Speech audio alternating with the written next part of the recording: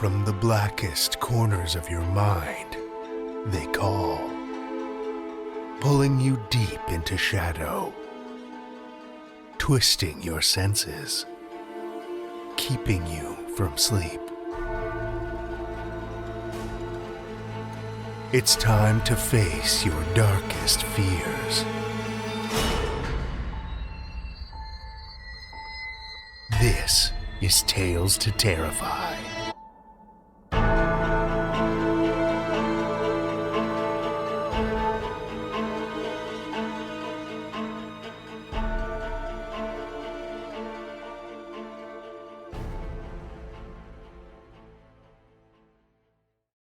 Good evening, children of the night, and welcome. If you're listening on release day, you've only got a few hours to go before the portal to our folk myth and fairy tale flash fiction contest closes forever. Don't let your horrifying creation get lost to the ages. Submit it before midnight tonight for the chance to have it immortalized on the podcast and net a cool $50 while you're at it. Our staff and guest judges are clamoring to hear what diabolical legends you've dreamt up. So, one last time, head over to talestoterrify.com/flash contest to slide your tale in before the gates are sealed.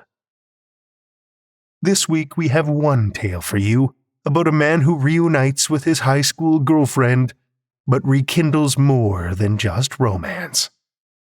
Our story tonight comes from Samuel Marzioli. Samuel Marzioli is a Filipino-American author of mostly dark fiction. His work has appeared in numerous publications and podcasts, including Best of Apex Magazine, Flame Tree's Spirits and Ghouls, Bleeding Edge's Strange Echoes, and LeVar Burton Reads.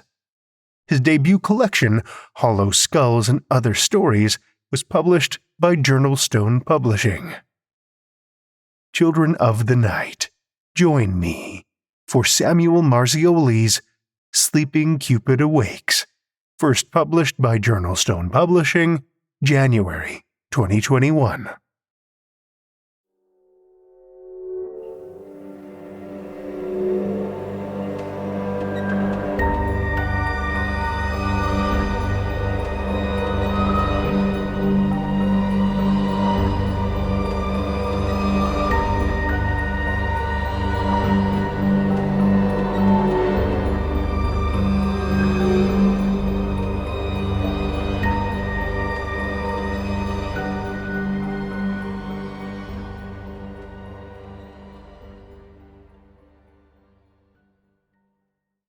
Benji peers outside, one last look before the darkness comes, and with it, the aberration.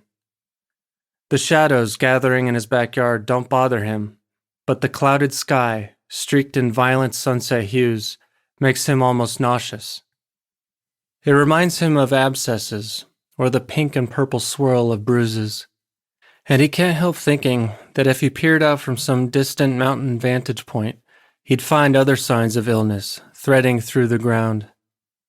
As if the aberration were a disease and the city an infected host, oblivious to its condition. He turns away, takes in the insides of his house, his final refuge. There's no time to get supplies, so he scavenges through rooms, tears cupboards down, rips shelves off walls, and nails the longest, strongest boards across the front and back entrance. There are too many windows to contend with. Some he covers, but the rest he shakes his head at. Prays to God the flimsy plastic of the blinds will be enough. It won't be. For what's coming, nothing will suffice.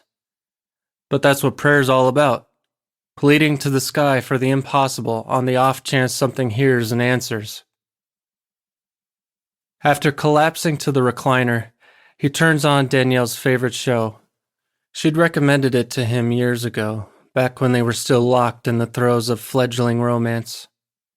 He'd never found the time to watch it, but with nothing left to do but sit and wait, what better time to start? A fatalistic chuckle bubbles from his lips. It feels right for once, perfect for the occasion. It's the only thing he feels before his body numbs and he sinks deep inside himself, and the only sound is the blare of Netflix streaming one last desperate binge.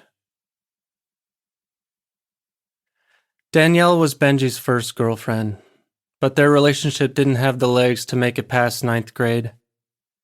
High school felt too new, too exciting for her to limit herself to only one guy. Maybe they'd found true love, and maybe they'd be together again someday. But for now, she wanted a break. Needed to dip her toe into the waters of a bigger, brighter pond. Stir up all the silt and see what fish swam by. Or at least, that was the gist of it. Her real words were far less ostentatious. "We had something special, I can't deny that. But I'm too young to be in a serious relationship right now. I'll always treasure the time we had together, and I hope we can still be friends." As if the Dear John letter she'd folded into thirds and stuffed into Benji's locker wasn't bad enough, she already had a new boyfriend. Some outgoing junior who'd found his niche on the low rung of the cool ladder, with class clown antics and a penchant for double-breasted coats. He never failed to come sniffing around whenever Danielle was alone, so it was of little surprise when she admitted they were together. Not in words, but Benji's question pitched with a shrug, and answered by a somber nod, while she sat with her new beau in the quad, head pressed against his chest. Benji thought about suicide for weeks, pushed up against a free fall from bridges or tall buildings, or the tumult of cars careening down a busy street. 14, and already finished with it all. 14, and ready for what came next. He wrote her a letter explaining how much she'd hurt him, but never sent it. Instead, he lit the page on fire and tossed it in his bathroom sink and let it burn, watched it curl and blacken. Then he kept on living. Because suicide was too messy, death too scary, and besides, living was the only thing he knew. After the breakup, Benji didn't speak to Danielle for years. When he finally did, it wasn't some romantic reunion, the night drenched in city lights, with a triumphant symphony pouring from some storefront speakers, while they quietly embraced. They met at a corner table at Mindy's, the voice of Justin Bieber mewling from the retro jukebox parked up front. Benji arrived first. He sipped water from a straw, taking hungry sniffs at the smells wafting from the kitchen, while his brain simmered in nostalgia. For 4 years, he and Danielle had walked hand in hand to this same restaurant after school let out. Neither of their parents thought much of their relationship.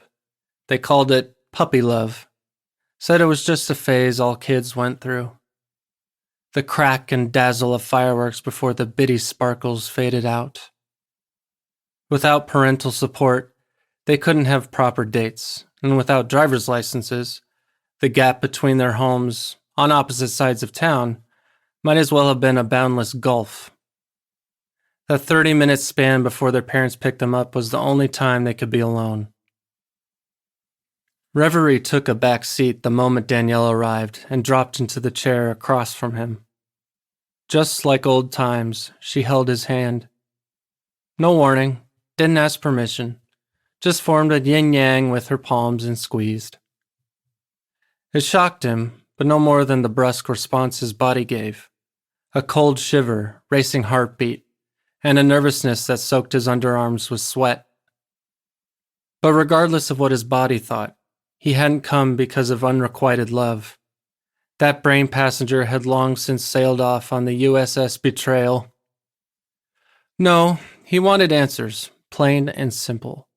Answers she had promised. Answers that were a long time coming.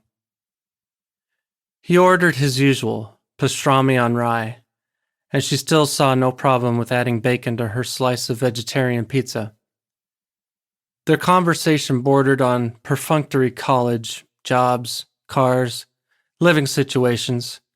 With awkward lulls they filled with half-formed smiles and hearty gulps of Coke. Thankfully, Danielle broke the small talk cycle first. All my high school boyfriends were assholes, and no one better ever came along after that. It's you, Benji. It's always been you. And I wish it hadn't taken me so long to realize it. At least, he wished she'd said that, in some forgotten part of him, beneath scar tissue that had formed around a Danielle-shaped hole.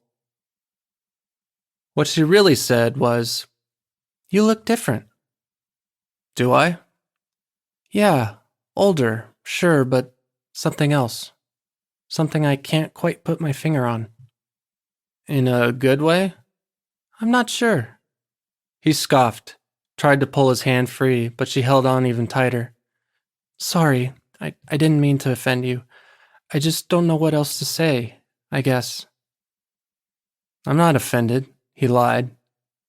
But if you want a good place to begin, how about you start with why? Why what? Why you texted me? Why now? Why it even matters anymore? The frown lines across her face deepened, accenting shadows beneath her eyes he hadn't realized wasn't makeup. It aged her, transformed her into a woman with the barest semblance of the girl he used to know. Whatever passive irritation he felt drained away. Because however blunt her observation, she was absolutely right. He had changed. They both had. Do you remember that conversation we had at school? She asked. It was lunchtime. We were sitting on our own in the field beyond the bleachers. I asked you if you believed in ghosts, and you said, kind of, maybe, I don't know. That's right, she smiled, this time for real, red warmth coloring her cheeks. I knew you didn't, but you never could tell me no. He laughed. I had this strange idea that if we ever disagreed on something, it meant we weren't a perfect match. I didn't want to think about that, at least not while things were still good. It's not so strange. I had something I wanted to tell you that day, but I didn't because I felt embarrassed. Thought you might laugh at me, or worse, think I was crazy. Well, tell me now. Danielle's expression intensified. She took a breath and held it. And like his hand, he thought she might never let it go.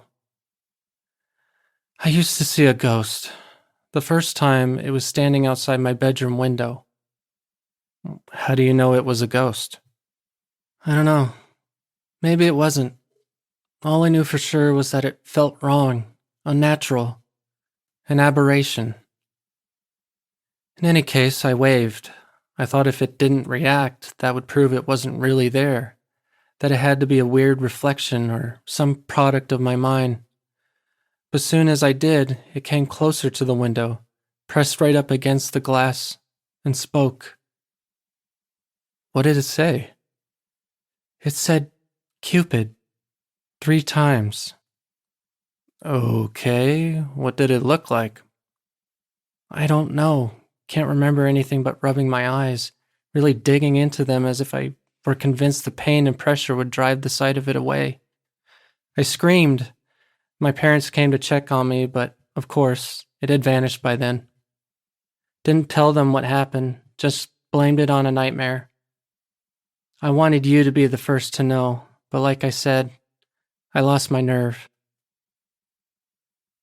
Benji propped his chin up on his free hand and searched her face, trying hard to spot the cracks in her demeanor.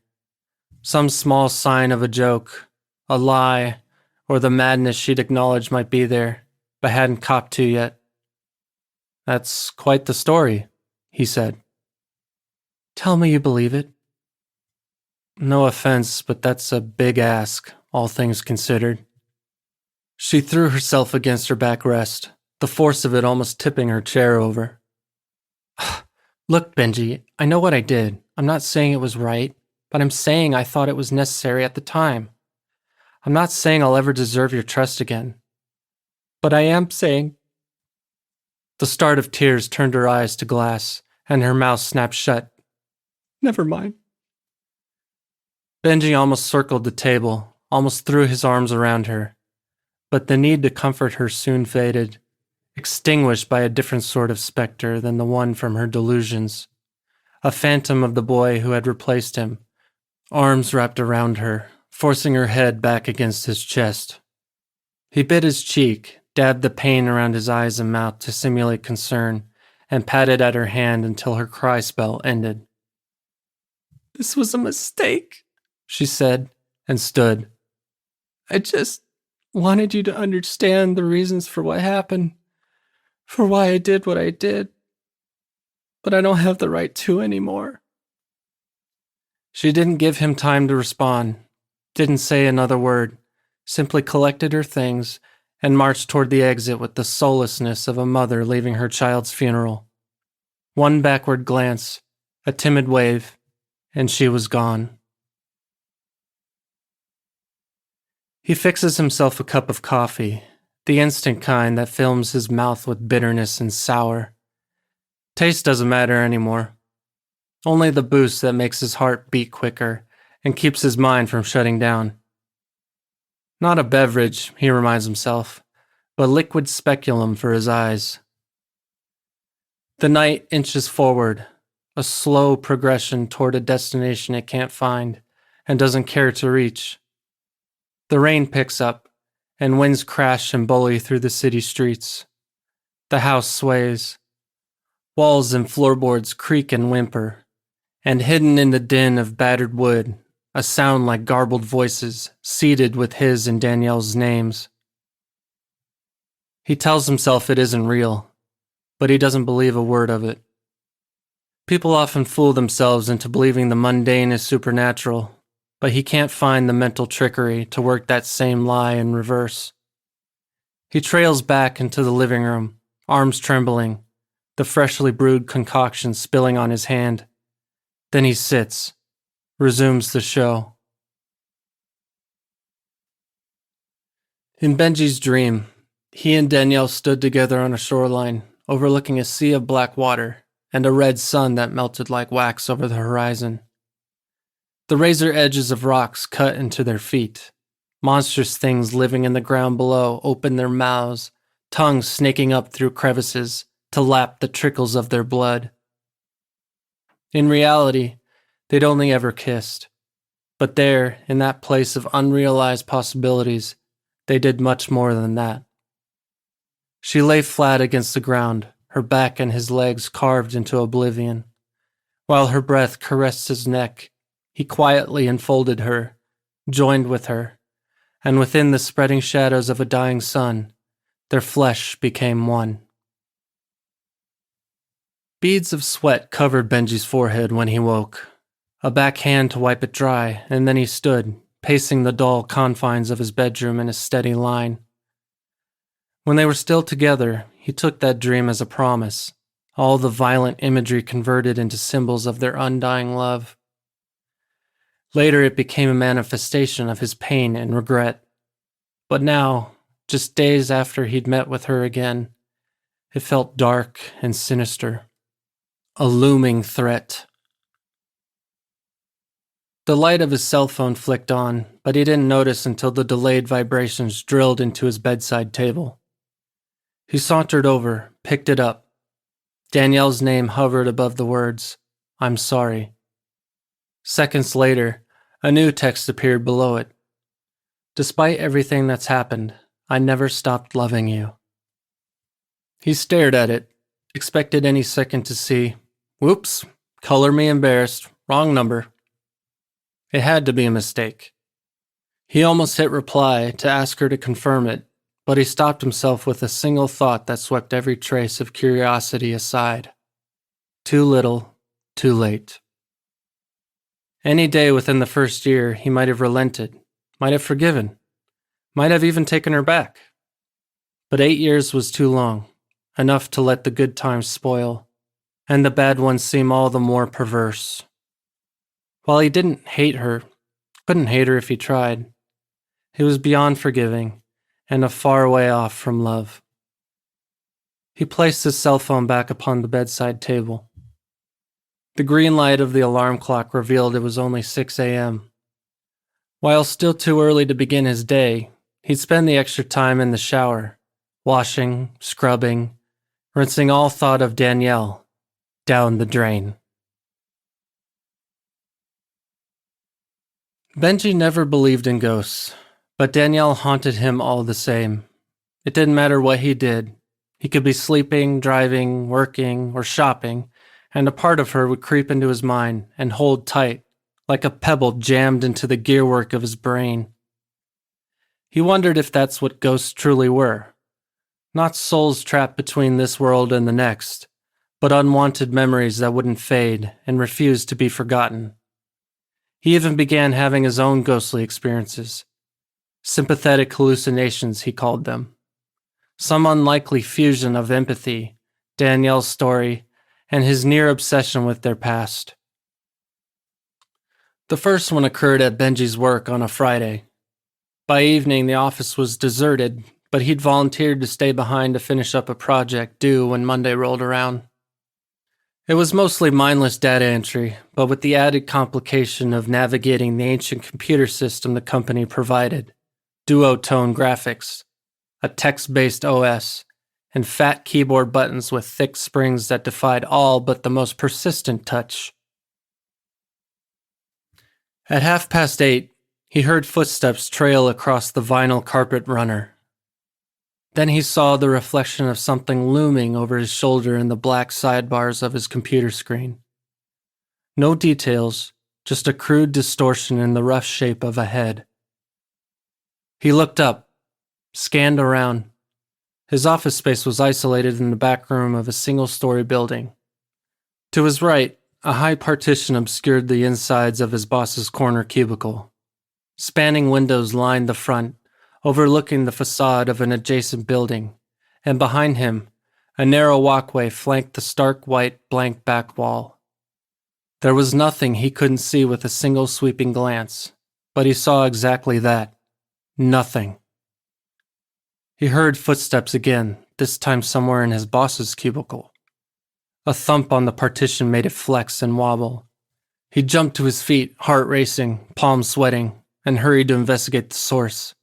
No one could have scrambled past him in the time it took to round the partition, but the cubicle was empty. The only signs of an intrusion were papers strewn across the floor, and the computer chair's seat caught halfway in a swivel. The second one occurred when he visited a friend's house that Saturday evening. Soon as moonlight dallied beyond the curtains, Benji caught a figure trudging up the staircase from the corner of his eye, gone before he could even blink. Later, his keys translocated from the coffee table to the kitchen counter, and the shoes he'd left on the tile of the entryway flew across the room. Toward the end of his visit, something heavy clomped through an empty room upstairs, though his friend swore up and down he had no visitors, and his roommates had left the townhouse earlier that day. By the third occurrence, Benji allowed himself to believe something more was at play than a rampaging imagination, that Danielle's supernatural visitor might actually be real. A late-night video game session after work dragged him into the early morning hours. When he finally called it quits, he stumbled down the hall into his bedroom and crawled half-conscious into bed. He barely noticed the slow eclipse of moonlight streaming through his open curtains. Thought it was a passing car, if he even put his mind to it. The room went cold. His breath dawdled in clouds before his face, but it took a squeak, the sound of wet fingers rubbing against glass, before he bothered looking up. Something watched Benji through his bedroom window, its body cloaked in shadow, barely more than a silhouette. Upturned shoulders, or a hunch, swallowed any sign of a neck, its smooth head perched upon its frame like a melon in a shallow serving bowl. If it had a face, Benji couldn't see it. But it must have had a mouth, because when it spoke, he could hear the wet crinkle of a tongue slide against its palate. "Cupid, how long are your claws? Cupid, how strong are your jaws? Cut out my lover's heart for me." Its breathless, high-pitched voice had a gummed-up pronunciation that hinted at a smile. The words could have been a song, save for the absence of a melody. In fact, a memory stirred of some golden oldie his parents might have listened to, now long since relegated to the trash bin of his mind. The figure pushed a finger at the window pane. The glass squealed as the nail carved an M, then a V below it, lengthening the outer lines so that they met. It was a rudimentary heart. Thick strokes with jagged edges, drawn with dumb simplicity, or a madman's disregard. It watched Benji for a moment, head cocked, its finger now tapping at the glass like a child prodding a reaction from a caged animal. Benji couldn't speak, had regressed into a shocked state beyond all thought or capacity for fight or flight. Drool trickled from his slackened jaw. His breath hitched in his chest, but nothing, not the insanity unfolding or the burning of his lungs, could stir him into action. The figure chuckled and backed away. A chiseled smile of glowing yellow teeth appeared, and the blotted thing sidled out of sight. Moonlight streamed into Benji's bedroom once again, just as the central heat kicked on with a clunk and a whir. It took an hour of numb and mindless writhing before warmth returned to his extremities, and with it, a calm that restored him to his senses. Somehow, he managed to fall asleep. But all his dreams were fevered and monotonous, a cavalcade of disconnected senses in which he ran through a vast expanse of darkness, while the figure, that thing, that aberration, chased him.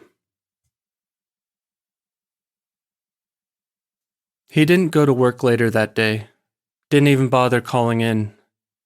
The shock of the early morning had drained him in ways he didn't understand. He didn't feel tired so much as weak and disoriented, and spent the brunt of the afternoon stumbling through his house, the room spinning, the walls swirling and stretching like the contents of a funhouse mirror. Despite it all, he took comfort in the visitation. In some strange way, it made him feel closer to Danielle, as if they were special. Two explorers converging on a lonely road, facing down a mystery in the distance that defied all bounds of reason. The implications thrilled him. He pictured himself at Mindy's, holding Danielle's hand as they spent hours trying to disambiguate what the aberration was, and what it meant for them. Soon as he showered, dressed, and ate a modest meal, he texted her. "Hey Danielle, sorry for not responding sooner, but you gave me a lot to digest. I was also thinking about the story you told me. How about we meet up again today and talk?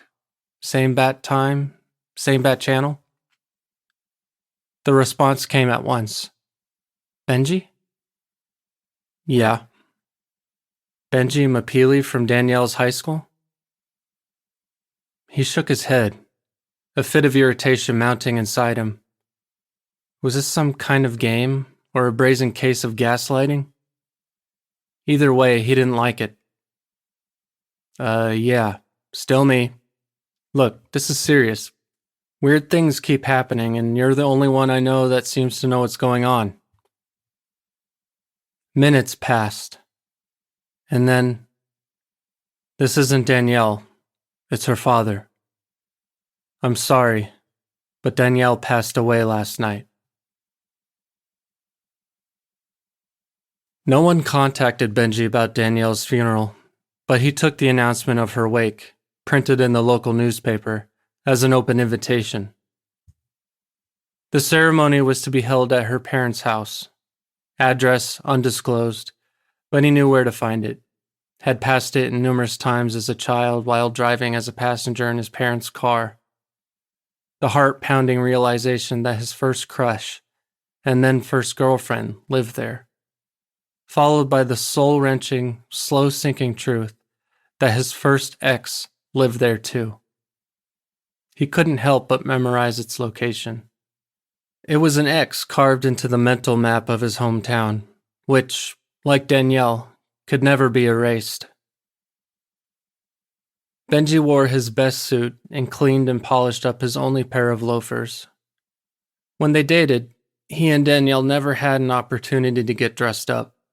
She got sick the day of their 8th grade dance, and his parents had taken him on vacation during the week of their freshman winter ball. It seemed an odd thing to regret missing out on childhood dances so many years beyond the fact. But he did. Because she had. Because she'd cried both times they'd missed their chance, and his promise of an unforgettable junior and senior prom had never come to fruition. He only hoped this would make up for it. That if she could have seen him in his 3-piece suit and her in her gray floral sequined gown, she would have loved it, would have even smiled. Those in attendance faced away from Danielle's coffin, a 2-ton elephant they didn't dare acknowledge. They stood in groups of mostly 2s and 3s, keeping conversations calm and quiet, and suitable for mourning. The majority of their children roistered in the backyard, playing with whatever amenities a house meant only for adults provided. Benji paced the perimeter of the living room, avoiding stares that probed his passing, trying to evince the air of someone who belonged. Once in a while, he snuck glances at Danielle's neglected body. Her coffin, hoisted by a catafalque, had been set against the living room's back wall, surrounded by rug impressions left by an enormous entertainment center long since lugged into some unseen back room. She looked beautiful, serene, but also wrong in ways he couldn't wrap his mind around. As if the part of her that left had taken pieces of him with it, and the emptiness he saw reflected a deep truth about himself. He wanted to go to her, even had sad, desperate daydreams where she wasn't gone, but merely sleeping. Snow White lying in a poisoned slumber, waiting for her prince to wake her with a kiss. But the greater part of him wanted to leave, to pass the burden of remorse onto someone else's shoulders. Anyone would do. Some crush, an infrequent lover, maybe even a close friend, but not the ex-boyfriend 8 years removed. He'd earned his peace through the suffering of her rejection, had cried enough to cover even this, her death. But it has to be you, Benji, because you loved her, because you love her even now, more than anyone ever did.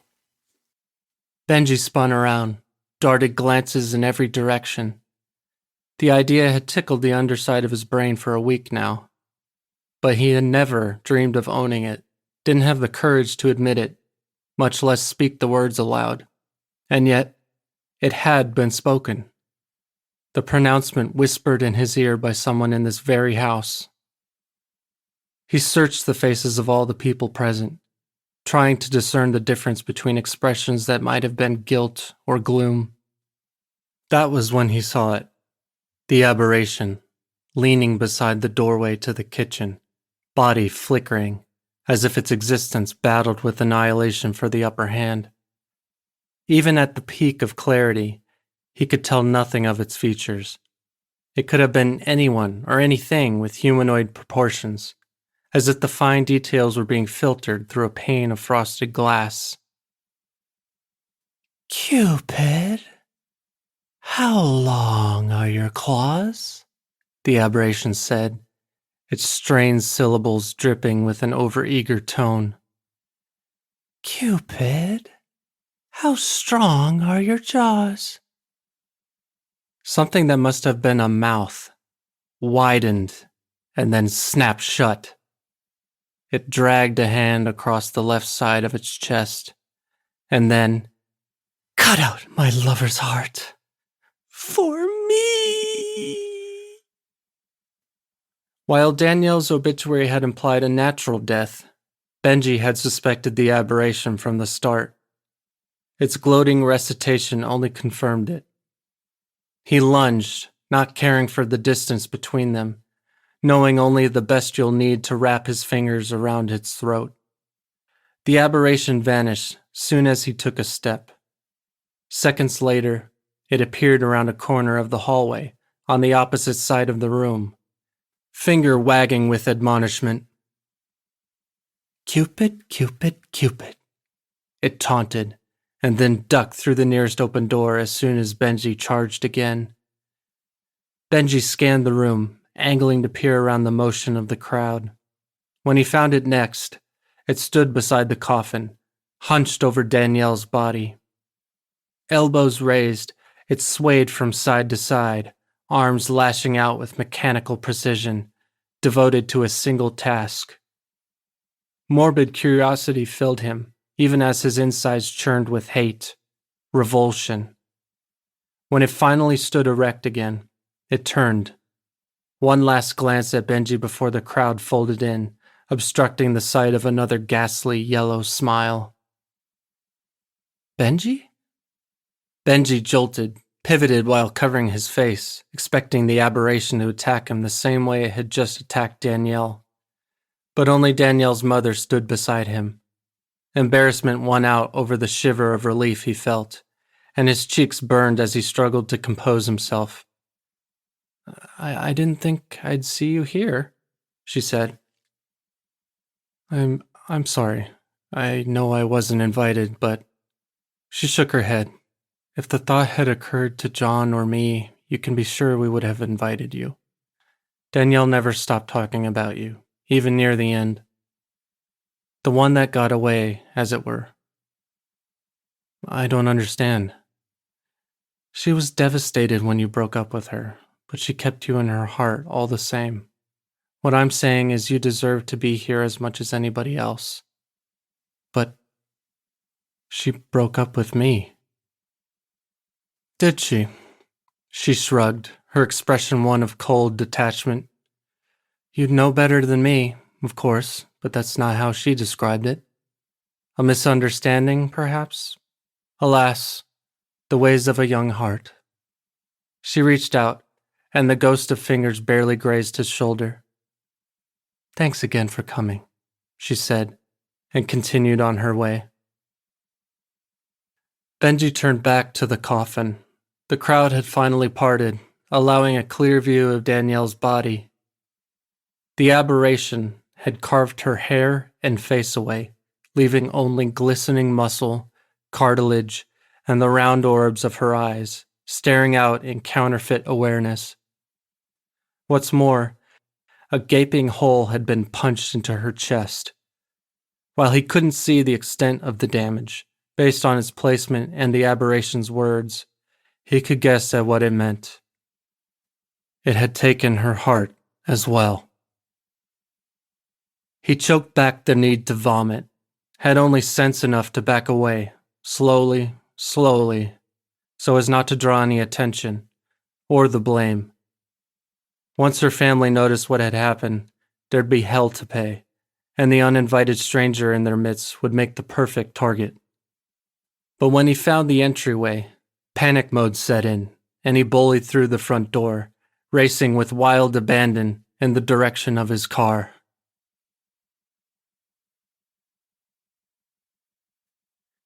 He grips the hammer hidden inside the flap of his jacket, cold steel muted by a rubber handle. Something sharp slides against the outside kitchen wall, a disconcerting sound like nails on a chalkboard or flatware scraping styrofoam. His chest stutters, and his eyes roll back, and he tries to plug his ears to keep out what's coming next. But it's too late. It's in there, rattling the contents of his head, sowing fear in the soil of his mind.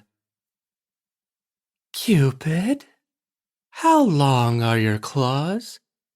Cupid, how strong are your jaws? Cut out my lover's heart for me! He sinks, curls into his chair, and cries. For a man who hasn't cried in years, it's a mild relief mixed with near debilitating shame. He always thought he'd be strong in the end, thought he'd be the type to stare straight into the shadow beneath the Grim Reaper's hood, give that demon a cocksure smile before it snatched his soul away. But he's not sure of anything right now. Not even if he can pass the night without soiling his slacks, back to front. Why did she have to start loving him again? He wonders with the ferocity of an accusation.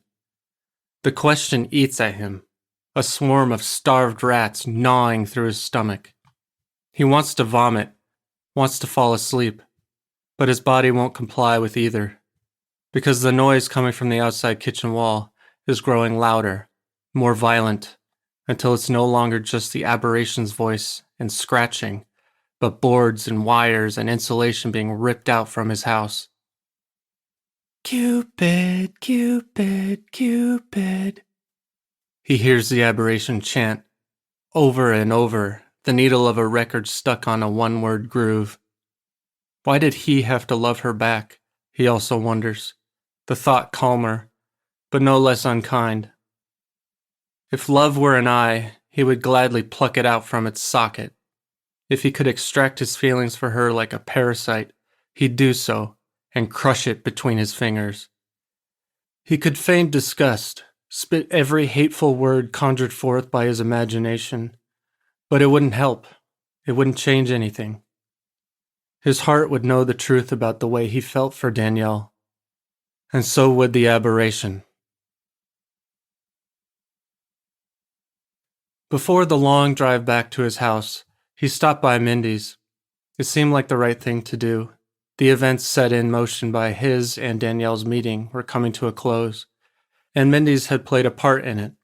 The place where it began, the place where it resumed, and now the place where it would likely end. Soon as he stepped inside, the rattle of a full kitchen competed with the ruckus chatter of an early dinner crowd. A grandmother feeding a fistful of quarters to the jukebox only made it worse. And soon, McCartney's familiar tenor belted Hey Jude from the wall-mounted speakers.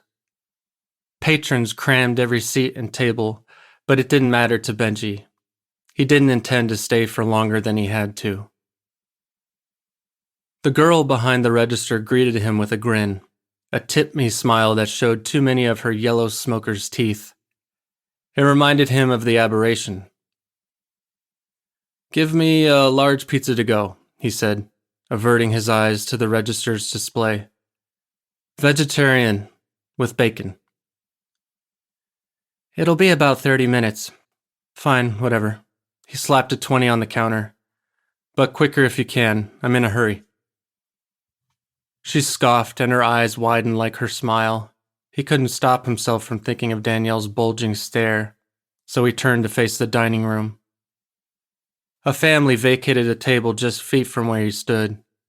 With nothing else to do, he slipped into the closest chair, then plucked the cell phone from his pocket to scroll through Danielle's texts.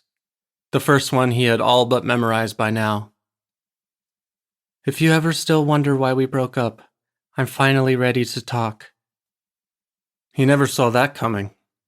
It was the last thing he ever expected to read from the last person he ever expected to hear from.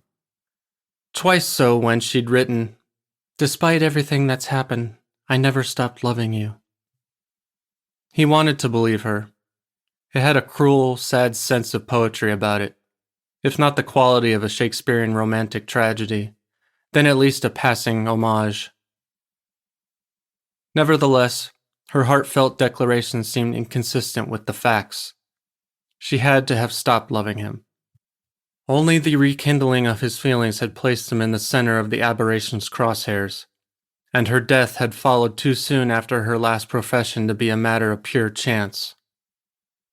With the scant evidence at his disposal, a narrative formed of a beast, an anti-Cupid, following the trail of true love, stalking its practitioners until death was the inevitable result.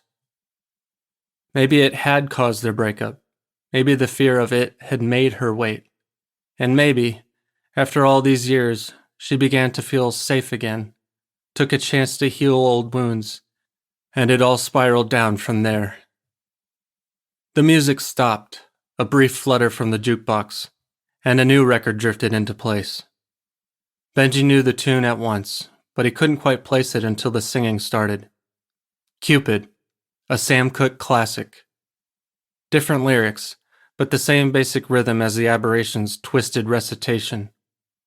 When the song rounded on its second verse, it stalled, Sam Cooke crooning, "Cupid, Cupid, Cupid, almost like a chant. The girl who had taken Benji's order announced a number, followed by his name. He stared at her, too dazed to comprehend the meaning. When he finally did, he stumbled to the counter on the warm taffy of his legs, grabbed the pizza, scrambled for the exit, and left that place, with all its squashed hopes and ruined memories behind. Within minutes after leaving, Benji saw glimpses of Danielle everywhere, standing in the center of a crowd, walking past the window of a grocery store, climbing through the rubble of a vacant lot. He even saw her seated in the back seat through the rearview mirror, hair covering her eyes, the soft, white skin of her cheeks. One quick glance, and she was gone. Only the after image, burned into his mind, revealed the truth. She wasn't whole, just a mask worn above the blurred and flickering semblance of a body. When he arrived home, he slammed the door and locked and bolted it. He hurried to the family room, stopped to toss the pizza on the coffee table, and locked and bolted the back door as well. Then he peered through the blinds of the closest window, searching for a sign. One last look before the darkness came, and with it, the aberration.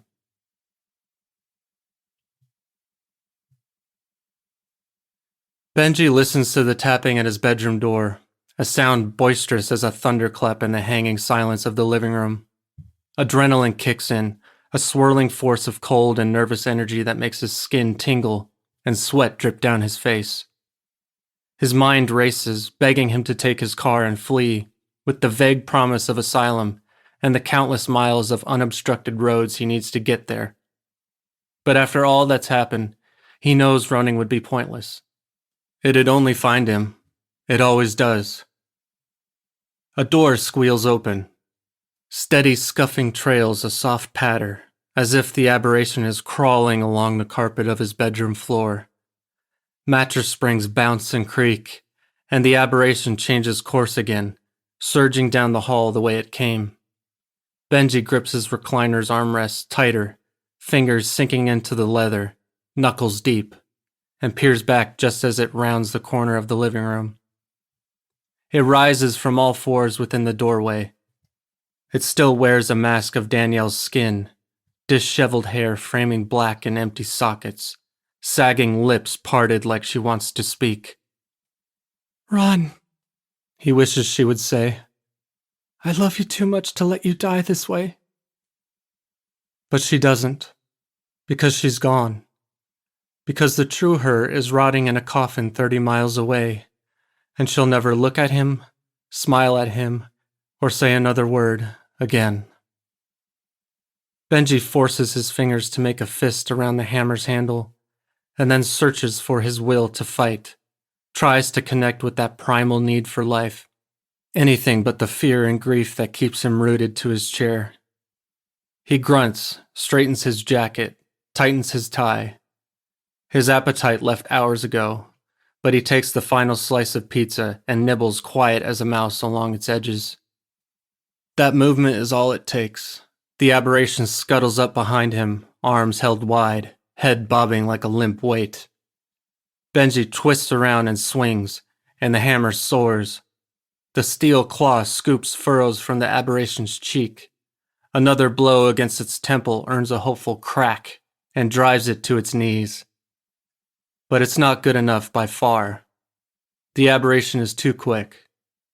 In a seamless stream of motion, it rises to its feet, swats the tool aside, and embraces Benji.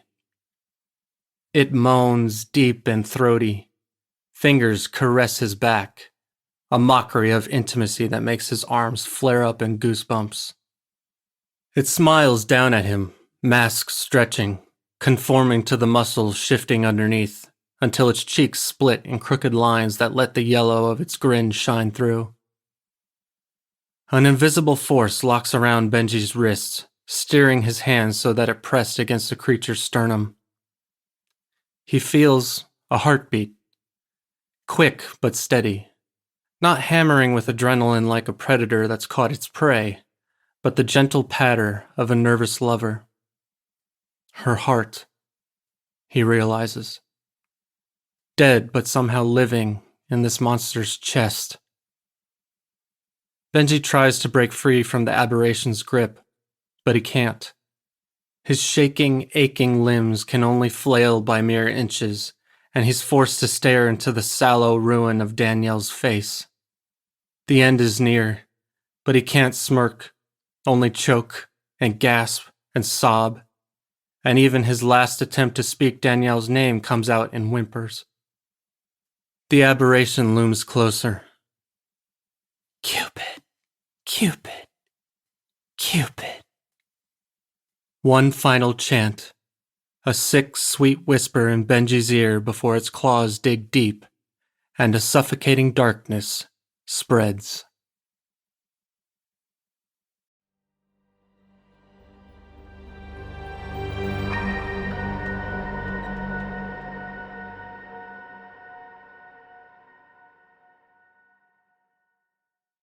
That was Samuel Marzioli's Sleeping Cupid Awakes, as read by Spencer DiSparti. Spencer DiSparti is a professional narrator and musician from Phoenix, Arizona. He's done work for such literary podcasts as Pseudopod, Escape Artists, Starship Sofa, and Tales to Terrify. You can find all of his music projects on SoundCloud at soundcloud.com/thegurianband. Link is in the show notes. Thank you, Spencer.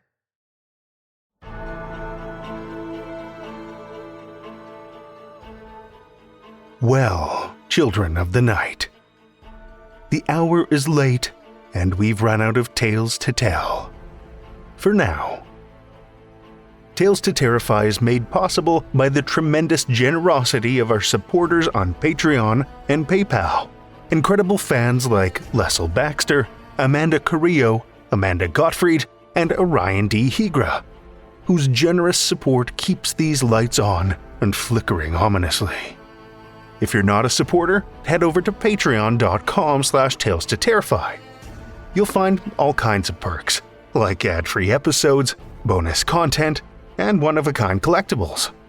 Every dollar goes back into this show, and we appreciate your support so much. Want another way to support the show that doesn't cost you a cent? Head over to Podchaser, Spotify, or Apple Podcasts and drop us a 5-star review. You'll not only put an unnaturally wide smile on our faces, but help new listeners discover our terrifying tales too. You can show your love of the show out in the world with some Tales to Terrify merch. TalesToTerrify.com/merch will take you to our TeePublic store, where we've got a great collection of creepy custom and curated designs. Tales to Terrify is produced by Seth Williams, Meredith Morgenstern, Andrew Gibson, Crystal Hammond, Spencer DiSparti, and myself, Drew Sebastini, with original theme by Nebulous Entertainment. Tales to Terrify is distributed under a Creative Commons Attribution, Non-Commercial, No Derivatives license. Join us again next week as we embrace the transformation with more Tales to Terrify.